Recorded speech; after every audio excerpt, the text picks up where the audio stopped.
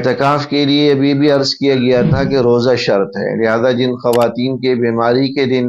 رمضان کے آخری عشرے میں شروع ہو رہی ہوں تو وہ اعتکاف میں نہیں بیٹھ سکتی، کیونکہ اعتکاف کے لیے روزہ لازم ہے اور بیماری کی وجہ سے ان کا روزہ جائز نہیں ہوتا، لہذا جب روزہ نہیں ہوگا تو اعتکاف بھی نہیں ہوگا۔ اسی طرح خواتین کے اعتکاف کے لیے شوہر کی اجازت ضروری ہے، بغیر شوہر کی اجازت کے خواتین کے لیے بیٹھنا جائز نہیں ہے، کیونکہ یہ شوہر کا حق ہے۔ لہذا اگر خاتون اعتکاف میں بیٹھنا چاہ رہی ہیں تو اپنے شوہر سے باقاعدہ اجازت لیں، اور شوہر حضرات کو بھی چاہیے کہ جو ہے اپنی ازواج کو، بیویوں کو